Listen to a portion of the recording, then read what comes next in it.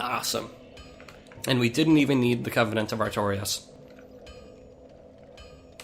So, let's level up here. I think I'm at the point where... Am I pumping things into strength, endurance, or splitting them between vitality and endurance? Let me see. Let me remind myself what the scaling on this is. Yeah, E scaling, so it's not really doing much at all. Oh, but I do remember, I think there's a shield I was interested in using that requires 34 strength. But it requires crafting it from a boss weapon, or from a boss soul, which we now have. So, let's see. I think I'm gonna... First things first, I'm gonna level up my strength to 34, because that'll help in combat, no matter what. And then, I'm gonna see if I can start upgrading a shield to plus 10. That's an odd ember you have there. I know what you're thinking, but I'm no good with those. It won't be easy, but I'm afraid you'll have to look for someone else. Right, so Andre won't take the Divine Ember, only the Giant Blacksmith will take that. So, let's see, let's start reinforcing. It doesn't really matter what reinforce, so let's use the tower shield. And I need 7 more Titanite to get it plus 5. Let's see what I can do. Ooh, excellent.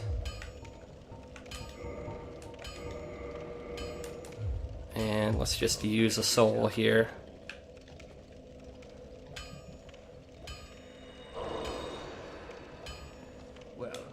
Right, so I don't think I've explained very much yet about... Oh, I need to use another one. About crafting boss weapons. You have seen from the descriptions of the boss souls that you can use them to gain souls or create a unique weapon. And in order to do that, you'll generally need a plus 10 of a certain weapon in order to then infuse that weapon with a boss soul and get a special unique item out of it.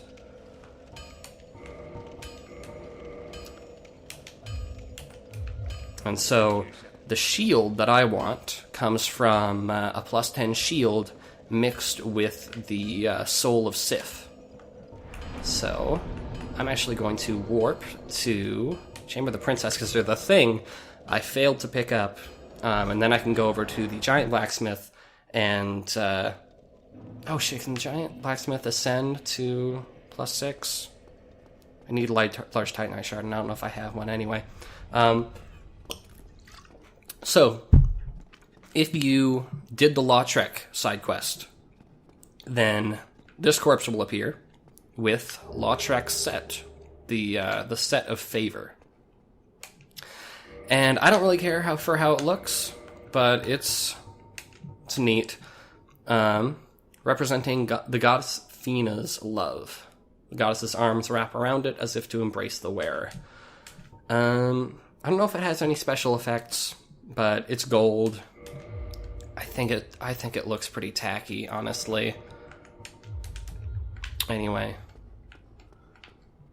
Oh, just to check while I'm thinking about it, I have plenty of large Titanite shards actually. So hold on, I'm gonna actually warp back to Andre and ascend to plus 6. I know that this is the thrilling material that you came here for, is upgrading things to plus 10.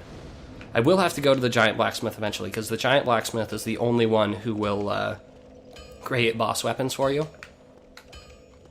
So, alright, modify equipment to plus 6, then reinforce it to plus 7, plus 8. One more soul should be enough. But I'm probably going to need more souls to do the crafting at the giant blacksmith, because I think that'll cost 5,000 straight up. There we go. Actually, plenty of large tie-dye shards. So this is now a plus 10 tower shield, and we should be able to take this to the giant blacksmith, infuse it with the soul of Sif, and get a pretty cool shield out of it. Assuming I'm remembering everything correctly. And you know what? If not, we have a plus 10 tower shield, which has its benefits. It really does. I haven't talked much about upgrading things other than weapons, but upgrading shields can actually make a big difference. The primary advantage, as far as I'm aware of upgrading shields, is to increase their stability. I don't think it actually increases how much damage they block, and if it does, it's pretty negligible, I want to say. But upgrading it does increase stability, and that reduces the amount of stamina that is taken away when you block a hit. And when less stamina is taken up by blocking a hit, that means then you can block more hits and have more stamina left over to do other things. Anyway, I don't think I walked out this way last time, so I'm gonna do it. I'm gonna do it. You can't stop me. Oh, so good. Oh, that's tricky. Whew. If this were real life, I would have skewered myself on that. Dragon Slayer Great Bow. This is a big-ass bow that shoots big-ass arrows. I think it's what the Silver Knights are using. And then, slip down here. Oh. Oh, no.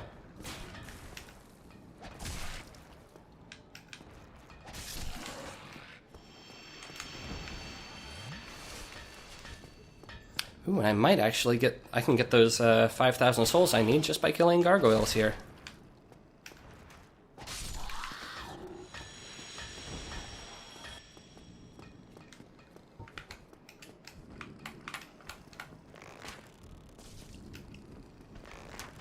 Okay, that didn't knock them back like I thought it was supposed to. I don't know why. Maybe it has to do with my increased strength. It, like, staggered them instead of pushing them back for some reason. I don't know. Because, I mean, you've seen me use the exact same bow on the exact same gargoyle and knock him off the edge. So, I don't know what's up with that. Anyway. Alright, Giant Blacksmith. I have a request. Oh, also, I can give you the magic ember. Can't I? Right? Yeah.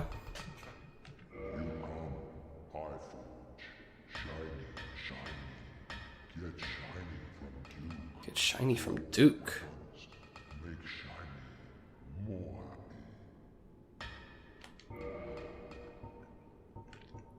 Okay.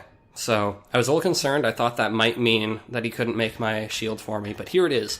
The Great Shield of Artorias. And this, honestly, this is a great, great shield. Let me show you. First off, lore. Shield born from the soul of the great grey wolf Sif, guardian of the grave of the Abyss Walker Knight Artorias. Boast consistent defenses and divine protection against various status effects. So first off, 100% physical block, great. 50% magic block, that's alright. 80% fire block, that's pretty darn good. 40%, that's alright, lightning. 88 stability. That means on a scale of 1 to 100, 88% of it blocks 88% of, like, how do I describe this? This is the most stable shield in the game.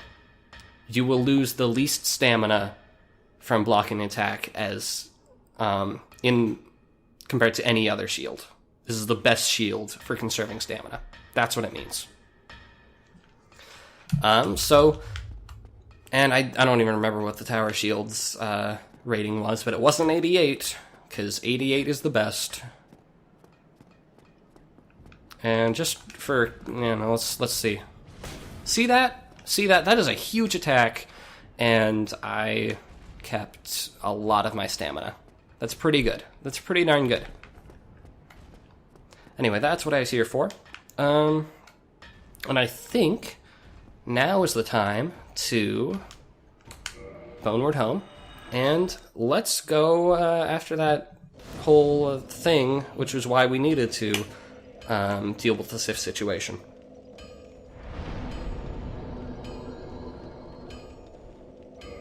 So we got a Firelink. And again, you would not know to do this. And in fact, you could have done it a long time ago. It would have been a terrible idea. It would have been suicide. Also, where's the Crestfallen guy? He's gone. But you could have done it. You could have done this a long time ago. You could have done this, I think, before Anor Londo. I think if you were really crazy, you could have done it before Gargoyles. I think maybe if you were absolutely nuts, you could do it. You could do half of it before. I mean, you could do half of it as your first trip from Firelink Shrine. You still need to fight Sif to get the Covenant of Artorias, or the Abyss Covenant Ring thing. But you could have done it before Gargoyles, I believe. It would have been a terrible idea. Hello. You see that? Let's do it with binoculars here. That is our crestfallen friend. He's not in the best of moods. Look at that paltry stamina. Oh, you're not going to do well, friend. You're not going to do well. See, he's gone hollow. He is, I mean, it was only a matter of time. He had given up on life already. But it's still sad to see.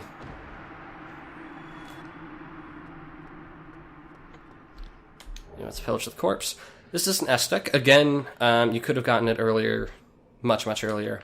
Estok is a thrusting sword, and it's pretty good. I think it does a lot of poise damage, I want to say. Estoks are very popular in Dark Souls 2. I've heard less popularity in Dark Souls 1.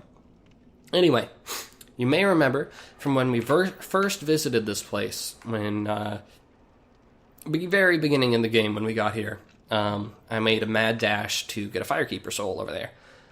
Now, I can, and you may remember that we didn't have a way of damaging the ghosts. We do, actually. Transient curses, of which I believe there were 2 in that pot. Transient curses temporarily allow engagement with ghosts. Only way to fight back against the ghosts, who are cursed beings, is to become cursed oneself. The safest method, however dreadful, is to cut off an arm of the dead. So, these, I think, are literally the arms of the corpse. This one. Except he still has his arms, so I don't know what he was doing with them. But so, there are 2 ways to get cursed. There is to use a transient curse, or there's to be cursed by an enemy. And you may accidentally be cursed by an enemy, say a basilisk in the depths, or certain other enemies that we will encounter in another area. But those cut your health in half, which I have warned about before. Transient curses do not cut your health in half. And unfortunately, they only last 5 minutes. Now, you may think, oh no, we only have a limited supply of transient curses. Luckily, ghosts drop them, with relative frequency. But I like to equip the covetous Silver Serpent Ring, Gold Serpent Ring, one of the 2, the one that boosts item discovery. And that generally guarantees that I will have plenty of transient curses. And also, I believe there are just some lying around in this area. So the ghosts don't actually give too many souls, and are not super durable. So, once you have a way of damaging them, the main thing is their kind of crazy reach, a lot like those bush creatures. And the fact that they can go through walls. and the fact that they like to swarm you. So a lot of similarities to the bush creatures, actually. Anyway, this is New Londo Ruins.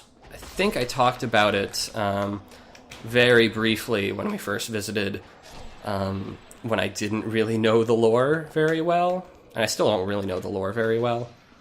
But I think there is an NPC in here who will explain the lore to us.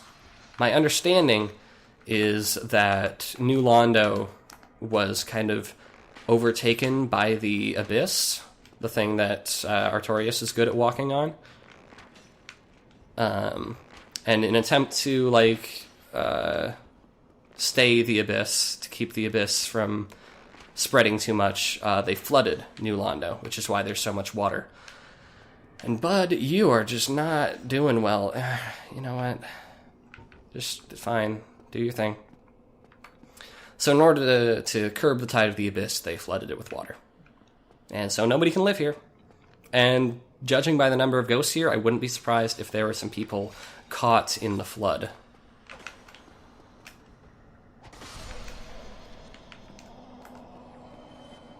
Anyway, I haven't looked super closely at these ghosts before, but I actually really like their design.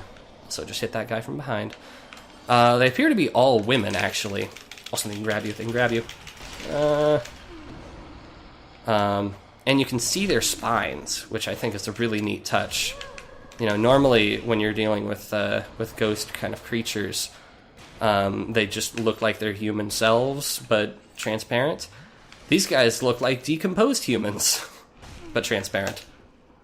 I keep saying guys, even though I think they're all women. Why are they all women, I wonder? I wonder if it's a matter of, kind of like the Titanic, also transient curses. I think they drop in bunches of two. I wonder if it's a Titanic situation of save the women and children first, except they definitely did not. Ooh, look at all that. There's a fog gate down there. And if I'm not mistaken, we can see both sides of that fog gate. Yeah, so we know that fog gate does not lead to a boss. Oh, nice, thank you. This is was once an elevator. I don't know if it's still an elevator. Also, this stairway. This is a super interesting stairway for petty reasons. It goes to the left in spirals instead of going to the right in spiral. And I'm pretty sure that is not how most spiral staircases work. It's not how the one in Anor Londo worked. It's struggling to think of the other ones. We've met other ones. It's not how the watchtowers work.